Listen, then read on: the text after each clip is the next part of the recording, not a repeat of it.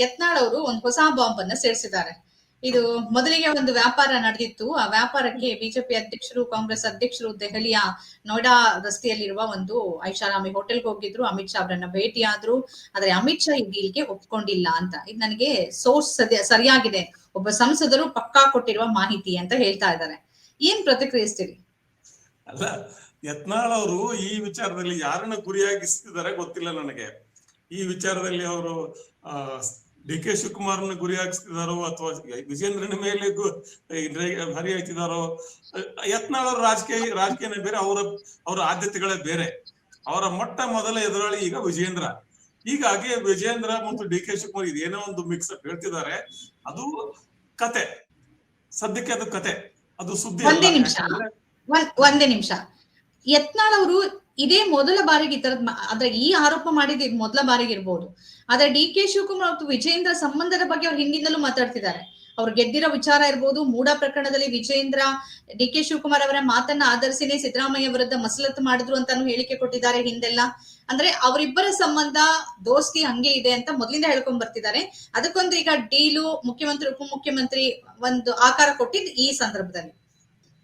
D K Shivakumar Vijendra ಚೆನ್ನಾಗಿರೋದು ಅಥವಾ ಸ್ನೇಹದಿಂದಿರೋದು ಅಥವಾ ಸಿದ್ದರಾಮಯ್ಯ ಯಡಿಯೂರಪ್ಪ ಸ್ನೇಹದಿಂದಿರೋದು, I think it is good development in any politics. ವಿರೋಧ ಪಕ್ಷಗಳು ವಿರೋಧಗಳಾಗಿರ್ಬಾರ್ದು, ವಿರೋಧಿಗಳಲ್ಲ, ವೈರಿಗಳಲ್ಲ. That's okay, what ever the prides are different thing. ಅದ್ರ ಸೇರ್ಕೊಂಡು ಏನು ಮಾಡ್ತಾರೆ ಅದು ಮುಖ್ಯ. ಈಗ ಸಿದ್ದರಾಮಯ್ಯ ಸಿದ್ದರಾಮಯ್ಯ ಮುಖ್ಯಮಂತ್ರಿ ಆಗೋದಕ್ಕೆ 2013ರಲ್ಲಿ ಯಡಿಯೂರಪ್ಪನೇ ಕಾರಣ ಅಂತ ಒಂದು, ಅಥವಾ 2022ರಲ್ಲಿ ಯಡಿಯೂರಪ್ಪ ಮುಖ್ಯಮಂತ್ರಿ ಆಗೋದಕ್ಕೆ ಸಿದ್ದರಾಮಯ್ಯ ಕಾರಣ ಅಂತ ಅನೇಕ ಈ ತರ ವಿಚಾರ ಕೇಳಿದೇವು ನಾವು. that's besides the point. But the point is not that. ಈಗ ಆ ತರದ ಒಂದು ವ್ಯವಹಾರ ಆಗಿದೆಯೋ ಇಲ್ವೋ ಅದೆಲ್ಲ ಊಹಾಪೋಹ. Does it sit well with the BJP politics today? ಇವತ್ತು ಬಿಜೆಪಿ ರಾಜಕಾರಣ ಕರ್ನಾಟಕ ರಾಷ್ಟ್ರದಲ್ಲಿ ಏನಿದೆ ಅದಕ್ಕೆ ಪೂರಕ ಆಗುವಂತ ಅದು ಒಂದು ಹೊಂದಾಣಿಕೆ ಆಗುತ್ತಾ, ಅಥವಾ ಅದನ್ನ ಕಾಂಗ್ರೆಸ್ ಹೇಗೆ ನೋಡುತ್ತದೆ? ಇಷ್ಟು ವರ್ಷ ಕಾಂಗ್ರೆಸ್ ಇದ್ದಂತ, ಕಾಂಗ್ರೆಸ್ಗೋಸ್ಕರ ತನು ಮನ ಧನದಿಂದ ದುಡಿದಂತ ಡಿ ಕೆ ಶಿವಕುಮಾರ್ ಇಷ್ಟು ಬೇಗ ಹೋಗ್ಬಿಡ್ತಾರ? ಅಥವಾ ಹೊರಗಿಂದ ಬಂದಂತ ಸಿದ್ದರಾಮಯ್ಯನವ್ರನ್ನ ಇಟ್ಟುಕೊಂಡು ಡಿ ಕೆ ಶಿವಕುಮಾರ್ಗೆ ಹೋಗೋದಕ್ಕೆ ಅವಕಾಶ ಕೊಡ್ತದ ಕಾಂಗ್ರೆಸ್? ಇವೆಲ್ಲ ಬೇರೆ ಬೇರೆ ವಿಚಾರಗಳು.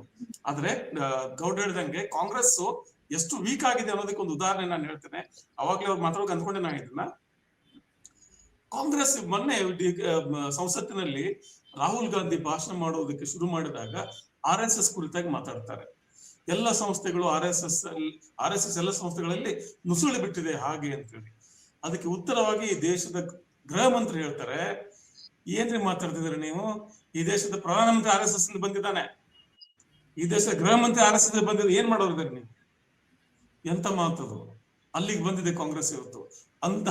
ಹಂಗೆ ಹೇಳಿದ ಗೃಹ ಮಂತ್ರಿ ಇವತ್ತು ಸಾವರ್ಕರ್ ಒಂದು ವೇದಿಕೆಯಲ್ಲಿ ಒಂದು ಯಾವ್ದೋ ಕಾರ್ಯಕ್ರಮ ಭಾಗವಹಿಸಿ ಸಾವರ್ಕರ್ ಅಂತ ದೊಡ್ಡ ದೇಶಭಕ್ತ ಸ್ವತಂತ್ರ ಸೇನಾನಿ ಅನ್ನೋ ಮಾತನ್ನು ಹೇಳ್ತಾರೆ. ಇಲ್ಲಿಗೆ ಬಂದಿದೆ ದೇಶ because of Congress weaknesses, because of Congress ಡೈರೆಕ್ಷನ್ಲೆಸ್ politics. ಇದೆಲ್ಲವನ್ನು ನೋಡ್ಕೊಂಡು ಒಂದೊಂದ್ಸರ್ತಿ ಇದು ಎಲ್ಲಿಗೆ ಬಂತು ಅಂತ ಅನ್ಸ್ಬಿಡ್ತದೆ ದೇಶ. ವಿಚಾರ ಮಾಡಿ, ಒಂದು ಸಂಸತ್ತಿನಲ್ಲಿ ಗೃಹ ಮಂತ್ರಿ ಹೇಳ್ತಾರೆ ಈ ದೇಶದ ಪ್ರಧಾನಮಂತ್ರಿ RSS, ಈ ದೇಶದ ಗೃಹ ಮಂತ್ರಿ RSS, ಏನ್ ಮಾಡ್ತೀರಿ ನೀವು ಅಂತ ಕೇಳಿದ್ರೆ ಇವತ್ತು ಮಾತಿಲ್ಲ. So that is very sad situation. ಅದೊಂದೇ ಅಲ್ಲ ಯತ್ನಾಳ್ ಅವರೇ, ಒಂದೇ ಒಂದ್ ಮಾತು ಹೇಳ್ತೀನಿ. ನಿನ್ನೆ ಇವರು ರಾಹುಲ್ ಗಾಂಧಿ ತಮ್ಮ ಇದ್ರ ಬಗ್ಗೆ ಪ್ರೆಸ್ ಕಾನ್ಫರೆನ್ಸ್ ಬಗ್ಗೆ ಚರ್ಚೆಗೆ ಸಿದ್ಧ ಅಂದಾಗ ಅವರು ಚರ್ಚೆ ಕರೀತಾರೆ. ಆಗ ಗೃಹ ಮಂತ್ರಿ ಬಹಳ ಅಗ್ರೆಸಿವ್ ಆಗಿ ಮಾತಾಡ್ತಾರೆ. ನೀವ್ ಹೇಳದಂಗೆ ನಾನು ಕೇಳಕ್ಕಾಗಲ್ಲ, ನನ್ಗೆ ಯಾವಾಗ ಉತ್ತರ ಕೊಡ್ಬೇಕು, ಏನ್ ಉತ್ತರ ಕೊಡ್ಬೇಕು ಅಂತ ಹೇಳಿ ಇದು ಮಾಡ್ತಾರೆ, ಅಗ್ರೆಸಿವ್ ಆಗಿ ಮಾತಾಡ್ತಾರೆ. ತುಂಬಾ ಇದು ಕಾಂಗ್ರೆಸ್ ತುಂಬಾ ವೀಕ್ ಆಗಿದೆ ಅನ್ನೋದು ಉದಾಹರಣೆ ಇದು. ಇಂಥ ಸಂದರ್ಭದಲ್ಲಿ ಇವರು ಮತ್ತಷ್ಟು ಮುಜುಗರ ಉಂಟು ಮಾಡೋದು ಸರಿಯಲ್ಲ ಮೇಡಮ್. ಯತ್ನಾಳ್ ಅವರ ಹೇಳಿಕೆ ಬಗ್ಗೆ ಏನ್ ಪ್ರತಿಕ್ರಿಯಿಸ್ತೀರಿ ನಂಜುಂಡೇಗೌಡ್ರೆ? ನೋಡಿ, ಮೊನ್ನೆ ಅಧಿವೇಶನ ಶುರು ಆಗ ಮುಂಚೆ ಡಿ ಕೆ ಶಿವಕುಮಾರ್ ನೀವು ನೋಡಿದಿರಿ, ಮಾಧ್ಯಮಗಳ ಮೇಲೆ ಕೂಗಾಡಿದ್ರು, ಮನೆ ಹಾಳು ಮಾಡೋ ಕೆಲಸಗಳನ್ನ ಮಾಡಬೇಡಿ ನೀವು ಅಂತ ಹೇಳಿದ್ರು. ಯಾಕೆ ಅಂದ್ರೆ ಡಿ ಕೆ ಶಿವಕುಮಾರ್ ಅಮಿತ್ ಶಾ ಅವ್ರನ್ನ ದೆಹಲಿಯಲ್ಲಿ ಭೇಟಿ ಮಾಡಿದ್ದಾರೆ ಅಂತ ಹೇಳಿ ಕುಮಾರಸ್ವಾಮಿ ಹೇಳಿದ್ದಾರೆ ಅಂತ ಹೇಳಿ ಮಾಧ್ಯಮಗಳು ವರದಿ ಮಾಡಿದ್ವಂತೆ. ಕುಮಾರಸ್ವಾಮಿ ಯಾವಾಗ ಹೇಳಿದ್ರು, ಎಲ್ಲಿ ಹೇಳಿದ್ರು, ನೀವು ದಾಖಲೆಗಳನ್ನ ಕೊಡಿ ಅಂತ ಡಿ ಕೆ ಶಿವಕುಮಾರ್ ಕೇಳ್ತಾರೆ. ಇವ್ರ ಯಾರು ಮಾತಾಡಲ್ಲ ಆ ಸಂದರ್ಭದಲ್ಲಿ. ಆಗ ಇವರು ಬಹಳ ಸಿಟ್ಟಾಗಿ ಹೇಳ್ತಾರೆ ಮನೆ ಹಾಳು ಮಾಡೋ ಕೆಲಸ ಮಾಡ್ಬೇಡಿ, ನನ್ಗೆ ಕುಮಾರಸ್ವಾಮಿ ತಂದಿಕ್ಕೋ ಕೆಲಸ ಮಾಡ್ಬೇಡಿ ಅಂತ. ಈಗ ಯತ್ನಾಳ್ ಅವ್ರು ಹೇಳ್ದಂಗೆ ಇವ್ರು ನಮ್ಮ ಬಸವರಾಜ್ ಇಟ್ನಾಳ್ ಅವ್ರು ಹೇಳ್ದಂಗೆ ಅದು ಕೂಡ ಕಥೆನೇ ಇರ್ಬೋದು. ಯತ್ನಾಳ್ ಅವ್ರ ಮಾತನ್ನ ಬಹಳ ಸೀರಿಯಸ್ ಆಗಿ ತಗೊಳ್ಳೋಂತ ಅಗತ್ಯ ಇಲ್ಲ. ಯಾಕೆಂದ್ರೆ ಅವ್ರು ಈಗಾಗಲೇ ಬಿಜೆಪಿ ಇಂದ ಉಚ್ಚಾಟನೆಗೊಳಗಾಗಿದ್ದಾರೆ, ಎಕ್ಸ್ಪೆಲ್ ಆಗಿದ್ದಾರೆ ಅವ್ರು. ಅವ್ರು ಇಂತ ಹೇಳಿಕೆಗಳನ್ನ ಕೊಡ್ತಾನೆ ಇರ್ತಾರೆ, ಗೊಂದಲ ಸೃಷ್ಟಿಸುವಂತ ಹೇಳಿಕೆಗಳನ್ನ ಕೊಡ್ತಾನೆ ಇರ್ತಾರೆ. ಅದನ್ನ ಗಂಭೀರವಾಗಿ ತಗೊಳ್ಬೇಕಾ? ಅಗತ್ಯ ಇಲ್ಲ. ಆಮೇಲೆ ಡಿ ಕೆ ಶಿವಕುಮಾರ್ ವಿಜೇಂದ್ರ ಅವರ ಸಂಬಂಧ ಇದೇ ಹೊಸ್ತಲ್ಲ. ಡಿ ಕೆ ಶಿವಕುಮಾರ್ ಮತ್ತು ಯಡಿಯೂರಪ್ಪ ಸಂಬಂಧನೂ ಚೆನ್ನಾಗಿತ್ತು ಹಿಂದೆ, ನಿಮ್ಗೆ ಗೊತ್ತಿದೆ. ಹಿಂದೆ ಬಹಳ ಅವರು ಒಟ್ಟೊಟ್ಟಿಗೆ ಕೆಲವು ಇದ್ರಲ್ಲಿ ಇದ್ರು ಅನ್ಸುತ್ತೆ, ಬಹುಶಃ ವ್ಯವಹಾರಗಳಲ್ಲಿ ಇದ್ರು ಅಂತ ಅನ್ಸುತ್ತೆ. ಸೊ ಹಂಗಾಗಿ ಇದನ್ನೆಲ್ಲ ಈ ಸೀರಿಯಸ್ ಆಗಿ ತಗೊಳ್ಳೋ ಅಗತ್ಯ ಇಲ್ಲ. ಇದಕ್ಕೆ ಅಥೆಂಟಿಸಿಟಿ ಬೇಕು. ಯಾರೋ ಯತ್ನಾಳ್ ಹೇಳಿದ್ರು, ಯಾರೋ ಕುಮಾರಸ್ವಾಮಿ ಹೇಳಿದ್ರು, ಅಥವಾ XYZ ಹೇಳಿದ್ರು ಅಂತ ಯಾರು ಸೀರಿಯಸ್ ಆಗಿ ತಗೋಬೇಕಾಗಿಲ್ಲ. ಅದಕ್ಕೊಂದು ನಿಖರತೆ ಇರ್ಬೇಕಾಗತ್ತೆ. ಯಾವುದೇ ಒಂದು ಸುದ್ದಿಗೆ, ಯಾವುದೇ ಒಂದು ಇದಕ್ಕೆ, ಘಟನೆಗೆ ನಿಖರತೆ ಬೇಕು. ನಿಖರತೆ ಇದ್ದಾಗ ನಾವು ರಿಯಾಕ್ಟ್ ಮಾಡ್ಬೋದು. ಇದು ಸುಮ್ನೆ ಇದು ಗಾಳಿ ಗುಂಡು ಹೊಡಿಯೋ ಒಂದು ಪ್ರಯತ್ನ ಇರ್ಬೋದು ಯತ್ನಾಳ್ಗೆ ಅಂತ ಅನ್ಸುತ್ತೆ. ಅದನ್ನ ಇಟ್ನಾಳ್ ಅವ್ರು ಹೇಳಿದಾಗೆ ಯಾರನ್ನ ಗುರಿ ಹಾಕ್ಸಿದ್ರು ಅನ್ನೋದು ಬಹಳ ಮುಖ್ಯ. ವಿಜೇಂದ್ರ ಅವರನ್ನ ಗುರಿ ಹಾಕ್ಸಿದ್ರು ಅನ್ನೋದು ಇಲ್ಲಿ ಸ್ಪಷ್ಟ. ಆದ್ರೂ ಒಂದು ಚರ್ಚೆಗೆ ಸೀಮಿತವಾಗಿ ಮಾತಾಡಿದ್ರೆ ಇಟ್ನಾಳ್ ಅವರೇ, ಸಾಧ್ಯತೆ ಇದೆಯಾ ಡಿ ಕೆ ಶಿವಕುಮಾರ್ ಅವರು ಬಿಜೆಪಿ ಜೊತೆ ಕೈ ಜೋಡಿಸೋದು? ಆತರ ಸಾಧ್ಯತೆ ಇದೆಯಾ ಭವಿಷ್ಯದಲ್ಲಿ? ಅಲ್ಲ, ಡಿ ಕೆ ಶಿವಕುಮಾರ್ ಅವರನ್ನ ನಾನು ದೂರದಿಂದ ಗಮನಿಸಿದಂಗೆ, ನನಗೆ ಹತ್ರದಿಂದ ಅವರು ಹೇಗೆ ವಿಚಾರ ಮಾಡ್ತಾರೆ ಗೊತ್ತಿಲ್ಲ, ದೂರದಿಂದ ಗಮನಿಸಿದಂಗೆ ಅಷ್ಟು ಅತಿರೇಕಕ್ಕೆ ಹೋಗ್ಲಾರು ಅಂತ. ಯಾಕಂದ್ರೆ ಇಷ್ಟು ವರ್ಷ ಪಕ್ಷಕ್ಕೆ ನಿಷ್ಠಾವಂತ ಕಾರ್ಯಕರ್ತ ಮತ್ತು ಬಹಳಷ್ಟು ತ್ಯಾಗ ಮತ್ತು ಶಿಸ್ತಿನಿಂದ ಕೆಲಸ ಮಾಡಿದ್ದಾರೆ ಪಕ್ಷಕ್ಕೋಸ್ಕರ. ಅದನ್ನ ಪಕ್ಷನೂ ಕೂಡ ಗಮನದಲ್ಲಿ ಇಟ್ಕೊಂಡಿದೆ ಅನ್ಕೋತೀನಿ ನಾನು. ಆಮೇಲೆ ಅಕಸ್ಮಾತ್ ಡಿ ಕೆ ಶಿವಕುಮಾರ್ ಕಾಂಗ್ರೆಸ್ ಪಕ್ಷ ತೊರೆದು ಹೋಗುವಂತ ಕಾಲ ಬಂದ್ರೆ ಅದಕ್ಕಿಂತ ದೊಡ್ಡ ಅನಾಹುತ ಕಾಂಗ್ರೆಸ್ಗೆ ಮತ್ತೊಂದಿಲ್ಲ. ಯಾಕಂದ್ರೆ ಒಬ್ಬ ವಲಸಿಗ ಬರ್ತಾರೆ ಸಿದ್ದರಾಮಯ್ಯ ಅಂತವ್ರು, ಆಂಟಿ ಕಾಂಗ್ರೆಸ್ ವಿರೋಧಿ ಒಂದು ನೆಲೆಗಟ್ಟಿನ ಮೇಲೆ ನಾಯಕತ್ವ ರೂಪಿಸಿಕೊಂಡಂತ ನಾಯಕ. ಅದಾದ್ಮೇಲೆ ಕಾಂಗ್ರೆಸ್ಗೆ ಬರ್ತಾರೆ, ಮುಖ್ಯಮಂತ್ರಿ ಆಗ್ತಾರೆ. ಅವರಿಂದಾಗಿ ಒಬ್ಬ ನಿಷ್ಠಾವಂತ ನಾಯಕ ಹೊರಗಡೆ ಹೋಗ್ತಾನಂದ್ರೆ ಅದಂತೂ it's very absurd. I don't think even Congress will be able to digest that. ಅದಾಗ್ಲಿಕ್ಕಿಲ್ಲ ಅಂತ ನನ್ನ ಒಂದು reading as of now. Okay, Honkere ನಂಜುಂಡೇಗೌಡ್ರೆ, ಈ ವಿಚಾರದಲ್ಲಿ ಕೊನೆಯದಾಗಿ ಅಂದ್ರೆ ಈ ನಡೀತಿರೋ ಒಟ್ಟು ಬೆಳವಣಿಗೆಗಳನ್ನ ಗಮನಿಸ್ತಾ ಇದ್ರೆ, ಈಗ ಮಾಹಿತಿಗಳ ಪ್ರಕಾರವಾಗಿ ಸೆಷನ್ ಮುಗಿಸಿ ಮತ್ತೆ ಡಿ ಕೆ ಶಿವಕುಮಾರ್ ದೆಹಲಿಗೆ ಹೋಗ್ತಾರೆ ಅಂತಿದೆ. ಇದೆಲ್ಲದಕ್ಕೂ ಈ ವರ್ಷಾಂತ್ಯಕ್ಕೆ ಒಂದು ಅಂತ್ಯವನ್ನ ಹಾಡುತ್ತಾ ಹೈಕಮಾಂಡ್, ಅಥವಾ ಅದನ್ನ ಹೀಗೇ ಮುಂದುವರ್ಸ್ಕೊಂಡು ಹೋಗ್ತಾರಾ? ಅಂದ್ರೆ ಜನಕ್ಕೆ ಹೇಗಾಗಿದೆ ಅಂತಂದ್ರೆ, ಯಾಕಾರು ಈ ಸರ್ಕಾರವನ್ನ ಆರ್ಸ್ ಕಳ್ಸದ್ವಪ್ಪ, ದಿನ ಬೆಳಗಾದ್ರೆ ಸುದ್ದಿ ಏನೂ ಇದಲ್ಲ. ನೀವು ಟಿವಿ ಹಾಕಿ ಪೇಪರ್ ತೆಗೀರಿ, ಏನೇ ಮಾಡಿ, ಇವ್ರು ಈ ನಾಯಕತ್ವದ ಬಗ್ಗೆ ಇವ್ರು ಈ ಹೇಳಿಕೆ ಕೊಟ್ರು, ಅವ್ರು ಈ ಹೇಳಿಕೆ ಕೊಟ್ರು, ಈ ಬಣದ್ ಹಿಂಗಾಯ್ತು, ಆ ಬಣದ್ ಹಿಂಗಾಯ್ತು. ಎಷ್ಟು ವರ್ಷ ಇದನ್ನೇ ನೋಡೋಣ ನಾವು?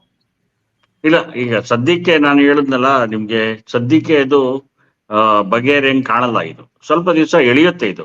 ಈಗ ಅದನ್ನ ಸ್ವಲ್ಪ ಪಂಕ್ಚರ್ ಮಾಡಿದ್ದಾರೆ, ಹೈಕಮಾಂಡ್ ಪಂಕ್ಚರ್ ಮಾಡಿದ್ದಾರೆ. ಈ ಬೀಸದೊಣ್ಣೆಯಿಂದ ಪಾರಾಗಿದ್ದಾರೆ. ಇಬ್ರು ಬ್ರೇಕ್ಫಾಸ್ಟ್ ಮೀಟಿಂಗ್ ಸೇರಿಸಿದ್ದಾರೆ, ಇಬ್ರು ಮಾತುಕತೆ ಆಡಿ ಅಂತ ಹೇಳಿದ್ದಾರೆ. ಮಧ್ಯದಲ್ಲಿರೋ ಗೊಂದಲ ಸೃಷ್ಟಿ ಮಾಡ್ತಾ ಇದ್ದಾರೆ. ಅದು ಬಿಟ್ರೆ ಇದು ಸ್ವಲ್ಪ ದಿವಸ ಎಳೆಯುತ್ತೆ, ಹಿಂಗೆ ಎಳೆಯುತ್ತೆ. ದೆಹಲಿ ಹೋಗ್ತಾ ಇರೋದು ಕೂಡ SIR ವಿರುದ್ಧ ಪ್ರತಿಭಟನೆಗೆ ಅಂತ ನಾನು ಕೇಳಲ್ಪಟ್ಟಿದ್ದೀನಿ. SIR ವಿರುದ್ಧ ಒಂದು ಪ್ರತಿಭಟನೆ ನಡೀತಾ ಇದೆ ಜಂತರ್ ಮಂತರ್ನಲ್ಲಿ. ಆ ಪ್ರತಿಭಟನೆಯಲ್ಲಿ ಭಾಗವಹಿಸೋದಕ್ಕೆ ಇವರೆಲ್ಲ ಹೋಗ್ತಾರೆ, ಲೀಡರ್ಸ್, ಸಚಿವರುಗಳೆಲ್ಲ ಹೋಗ್ತಾರೆ. ಆ ಸಂದರ್ಭದಲ್ಲಿ ಇವರು ಚರ್ಚೆ ಮಾಡುವಂತ ಸಾಧ್ಯತೆಗಳು ಕಡಿಮೆ. ನಾಯಕತ್ವ ಬದಲಾವಣೆ ಬಗ್ಗೆ ಆಗ್ಲಿ, ಬೇರೆ ವಿಚಾರಗಳನ್ನ, ರಾಜಕೀಯ ವಿಚಾರಗಳನ್ನ ಚರ್ಚೆ ಮಾಡೋ ಸಾಧ್ಯತೆಗಳು ಕಡಿಮೆ. ಹೀಗಾಗಿ ಸದ್ಯಕ್ಕೆ ಮುಗಿಯದ ಇದು ಸ್ವಲ್ಪ ದಿವಸ ಎಳ್ಕೊಂಡು ಹೋಗುತ್ತೆ. ಇದು ಎಷ್ಟು ಮಟ್ಟಿಗೆ ಎಳ್ಕೊಂಡು ಹೋಗುತ್ತೆ, ಶಿವಕುಮಾರ್ ಹೆಂಗ್ ರಿಯಾಕ್ಟ್ ಮಾಡ್ತಾರೆ, ಸಿದ್ದರಾಮಯ್ಯ ಹೆಂಗ್ ರಿಯಾಕ್ಟ್ ಮಾಡ್ತಾರೆ ಅನ್ನೋದ್ರ ಮೇಲೆ ಇದೆಲ್ಲ ನಿರ್ಧಾರ ಆಗುತ್ತೆ. ಇನ್ನೊಂದು, ನೀವು ಲಾಸ್ಟ್ ಇಟ್ನಾಳ್ ಅವ್ರ ಪ್ರಶ್ನೆ ಕೇಳಿದ್ರಿ, ನಾನು ಲಾಸ್ಟ್ ಟೈಮ್ ಅಲ್ಲಿ ಹೇಳಿದೆ ನೋಡಿ, ಇವರು ಏನಾದ್ರು ಡಿ ಕೆ ಶಿವಕುಮಾರ್ ಬಿಜೆಪಿಗೆ ಹೋಗುವಂತ ತೀರ್ಮಾನ ಕೈಗೊಂಡ್ರೆ ಅದು ರಾಜಕೀಯವಾಗಿ ಆತ್ಮಹತ್ಯೆಯ ನಿರ್ಧಾರ. ಅದು ರಾಜಕೀಯವಾಗಿ ನಾನು ಹೇಳೋದು ಆತ್ಮಹತ್ಯೆ ನಿರ್ಧಾರ. ಯಾಕೆಂದ್ರೆ ಅವ್ರಿಗೆ ಕಾಂಗ್ರೆಸ್ ನಲ್ಲಿ ಎಲ್ಲ ಒಂದು ಒಳ್ಳೆ ಸ್ಥಾನಮಾನ ಸಿಕ್ಕಿದೆ. KPCC ಅಧ್ಯಕ್ಷರಿದ್ದಾರೆ, ಡೆಪ್ಟಿ ಚೀಫ್ ಮಿನಿಸ್ಟರ್ ಇದ್ದಾರೆ, ಸೆಕೆಂಡ್ ಇನ್ ಕಮಾಂಡೆಂಟ್ ಈ ಪಕ್ಷದೊಳಗೆ. ಆಮೇಲೆ ಹಿಂದೆ ಕೂಡ ಅವರು ಈಗಲ್ಟನ್ ರೆಸಾರ್ಟ್ಗೆ ಶಾಸಕರು ತಂದಾಗ ಅವರು ಆಗ್ಲೇ ಹೋಗ್ಬೋದಾಗಿತ್ತು. ಅವ್ರಿಗೊಂದು ಒಳ್ಳೆ ಆಫರ್ ಇತ್ತು, ನೀನ್ ಬಾ, ನಾವೇನ್ ಬೇಕಾದ್ರೆ ಮಾಡ್ತೀವಿ ನಿನ್ನ ಅಂತೇಳಿ ಅಮಿತ್ ಶಾ ಅವ್ರಿಗೊಂದು ಆಫರ್ ಕೊಟ್ಟಿದ್ರು. ಅದನ್ನೆಲ್ಲ ಧಿಕ್ಕರಿಸಿ ನಿಂತ್ಕೊಂಡ್ರು ಅವರು. ಅದಕ್ಕಾಗಿ ಅವರು ಕಷ್ಟ ನಷ್ಟಗಳನ್ನ ಅನುಭವಿಸಿದ್ರು. ಈ ಸಂದರ್ಭದಲ್ಲಿ ಅವರು ಹೋಗ್ತಾರೆ ಅಂತ ಹೇಳಕ್ ಸಾಧ್ಯತೆ ಕಡಿಮೆ, ಹೇಳಕ್ ಆಗಲ್ಲ ಈಗ ಹೋಗ್ತಾರೆ ಅಂತ. ಯಾಕೆಂದ್ರೆ ಅವ್ರಿಗೆ ಇನ್ನೂ 15 ವರ್ಷದ ರಾಜಕಾರಣ ಇದೆ. 81 ವರ್ಷದ ತನಕ ರಾಜಕಾರಣ ಮಾಡ್ಬೋದು ಇಫ್ ಹೆಲ್ತ್ ಪರ್ಮಿಟ್ಸ್. ಹಂಗಾಗಿ ಇದು ಕಡಿಮೆ. ಮತ್ತೆ ಕಾಂಗ್ರೆಸ್ ಪಕ್ಷ ಇದನ್ನ ಸಾಲ್ವ್ ಮಾಡ್ಬೇಕು ಈ ಸಮಸ್ಯೆನ. ಇಲ್ಲ ಅಂದ್ರೆ ಪಕ್ಷಕ್ಕೆ ಹಾನಿ ಆಗ್ತಾ ಹೋಗುತ್ತೆ, ಪಕ್ಷ ಇನ್ನಷ್ಟು ದುರ್ಬಲ ಆಗುತ್ತೆ. ಕರ್ನಾಟಕದಲ್ಲೂ ಕೂಡ ಅವ್ರ ಅಧಿಕಾರ ಕಳ್ಕೊಂಡು ಅಯೋಮಯ ಸ್ಥಿತಿ ತಲುಪ್ತಾರೆ ಅಂತ ನನ್ಗೆ ಅನ್ಸುತ್ತೆ ಮೇಡಮ್. ಇಟ್ನಾಳ್ ಅವ್ರೆ, ತಮ್ಗೆ ಏನ್ ಅನ್ಸುತ್ತೆ? ಇದಕ್ಕೊಂದು ಶೀಘ್ರದಲ್ಲೇ ಒಂದು ಇತಿಶ್ರೀಯನ್ನ ಹೈಕಮಾಂಡ್ ಹಾಡುತ್ತಾ ಅಥವಾ ನಂಜುಂಡೇಗೌಡರು ಹೇಳಿದ ರೀತಿಯಲ್ಲಿ ಒಂದಷ್ಟು ಇನ್ನೂ ಸ್ವಲ್ಪ ಮುಂದುವರಿಯತ್ತಾ ಮುಂದಿನ ಬಜೆಟ್ ತನಕ? ಈಗೇನ್ ದೇವರಾಜ್ ಅರಸು ರೆಕಾರ್ಡ್ ಬಗ್ಗೆ ಚರ್ಚೆ ಆಗ್ತಿದೆ, ಗೊತ್ತಿಲ್ಲ ನಮ್ಗೆ. ಇದೆಲ್ಲವೂ ಸ್ವಲ್ಪ ಸಮಯ ಹಿಡಿಯತ್ತಾ? ಏನ್ ಅನ್ಸುತ್ತೆ ನಮ್ಗೆ? ಅಲ್ಲ, ಆ ದೇವರಾಜ ಅರಸು ದಾಖಲೆ ಮುರಿದ್ರೆ ಆ ಸರ್ಟಿಫಿಕೇಟ್ ಯಾರು ಕೊಡ್ತಾರೆ, ಅದು ಏನ್ ಮಾಡ್ತಾರೆ ಗೊತ್ತಿಲ್ಲಪ್ಪ ಸಿದ್ದರಾಮಯ್ಯ ಅವರು. It is totally meaningless record. ಒಂದು ಆಮೇಲೆ ಈ ಗೌಡ್ರು ಹೇಳಿದ್ರಲ್ಲ, ಇದು ಹೀಗೆ ಮುಂದುವರಿಬಹುದು ಅಂತ ಹೇಳಿ. ಈಗ 15 ವರ್ಷ ರಾಜಕಾರಣದ ಡಿ ಕೆ ಶಿವಕುಮಾರ್ಗೆ ಅದೆಲ್ಲ ಸರಿ, ಆದ್ರೆ 2.5 ವರ್ಷ ಚರ್ಚೆ ನಡೀತಾ ಇದೆಯಲ್ಲ, ಇದು ಹೀಗೆ ನಡೀತಾ ಹೋಗ್ಬಿಟ್ರೆ ಈಗಾಗ್ಲೇನೆ ಸಿದ್ದರಾಮಯ್ಯ ಮತ್ತು ಡಿ ಕೆ ಶಿವಕುಮಾರ್ ಇಬ್ರು ಹೆಚ್ಚು ಕಡಿಮೆ ಇದರಿಂದ they are exhausted with this tug of war. ಈ ಹಗ್ಗ ಜಗ್ಗಾಟದಿಂದ ಇಬ್ರು ಕೂಡ ರೋಸಿ ಹೋಗಿರ್ತಾರೆ. ಆಮೇಲೆ ಶಾಸಕರು ರೋಸಿ ಹೋಗಿದ್ದಾರೆ, ಆ ಬಣದ ಶಾಸಕರು ಈ ಬಣದ ಶಾಸಕರು. ಈಗ ಇನ್ನು ಈಗ ಮುಂದೆ ಹೊರದ್ರೆ ಜನ ರೋಸಿ ಹೋಗ್ತಾರೆ. ಆ ಜನ ರೋಸಿ ಹೋಗ್ಬಿಟ್ರೆ ಇಮಿಡಿಯೇಟ್ಲಿ ನೆಕ್ಸ್ಟ್ ಎಲೆಕ್ಷನ್ ಬರ್ತಲ್ಲ, ಅಲ್ಲಿ ಪೆಟ್ಟಾಗತ್ತೆ. 2028ಗೆ ಪೆಟ್ಟಾಗತ್ತೆ. ಯಾಕಂದ್ರೆ ಜನಕ್ಕೆ ಒಂದ್ ರೀತಿ ಸಿನಿಸಿಸಮ್ ಅಂತ ಸಿನಿಕತನ ಬಂದ್ಬಿಡ್ತದೆ. ಇವ್ರಿಗೆ ಎಷ್ಟು ಬರ್ಸ್ಕೊಟ್ರು ಅಷ್ಟೇ ಅಪ್ಪ ಅಂತ. ಯಾಕಂದ್ರೆ ಇಡೀ 2.5 ವರ್ಷ ಇದನ್ನೇ ಮಾಡಿದ್ರು, ಇನ್ನು 2.5 ವರ್ಷ ಇದನ್ನೇ ಮಾಡಿಬಿಟ್ರೆ they will have really bad results. ಜನ ರೋಸಾಗಿ ಬಿಡ್ತಾರೆ. ಜನ they lose faith on these people. So High Command will have to come down very firmly and very clearly and very soon. ಕಾದ್ ನೋಡೋಣ ಏನಾಗುತ್ತೆ ಬೆಳವಣಿಗೆ ಅಂತ. ಇಟ್ನಾಳ್ ಅವರೇ, ಹೊನ್ಕೆರೆ ನಂಜುಂಡೇಗೌಡರ ಇಷ್ಟೊತ್ತಿಗೆ ಕಾರ್ಯಕ್ರಮದಲ್ಲಿ ಭಾಗಿಯಾಗಿ ತಮ್ಮ ಅಭಿಪ್ರಾಯಗಳನ್ನ ನಮ್ಮ ಜೊತೆಗೆ ಹಂಚಿಕೊಂಡ್ರಿ. ಧನ್ಯವಾದಗಳು ತಮಗೆ. ನಮಸ್ಕಾರ. ನಮಸ್ಕಾರ. ಆತ್ಮೀಯರೇ, ಇದಾಗಿತ್ತು ಈಗಿನ ವಿಶೇಷ ಕಾರ್ಯಕ್ರಮ. ಈ ತರದ ಬೇರೆ ಬೇರೆ ಕಾರ್ಯಕ್ರಮಗಳು, ಚರ್ಚೆಗಳನ್ನ ತಾವು ನೋಡ್ಬೇಕು ಅಂತಂದ್ರೆ ನಮ್ಮ ಚಾನೆಲ್ ಅನ್ನ ಸಬ್ಸ್ಕ್ರೈಬ್ ಮಾಡಿ, ನಮ್ಮೆಲ್ಲ ಕಾರ್ಯಕ್ರಮಗಳನ್ನ ಲೈಕ್ ಮಾಡಿ ಮತ್ತು ಶೇರ್ ಮಾಡಿ. ಈ ಕಾರ್ಯಕ್ರಮ ಹಾಗೂ ಇತರೆ ಕಾರ್ಯಕ್ರಮಗಳ ಬಗ್ಗೆ ತಮಗೆ ಅನಿಸಿಕೆ, ಅಭಿಪ್ರಾಯ, ಸಲಹೆ ಏನೇ ಇದ್ರೂ ಕೂಡ ಅದನ್ನು ಕಮೆಂಟ್ ಮುಖಾಂತರವಾಗಿ ತಿಳಿಸಿ. ನಮಸ್ಕಾರ.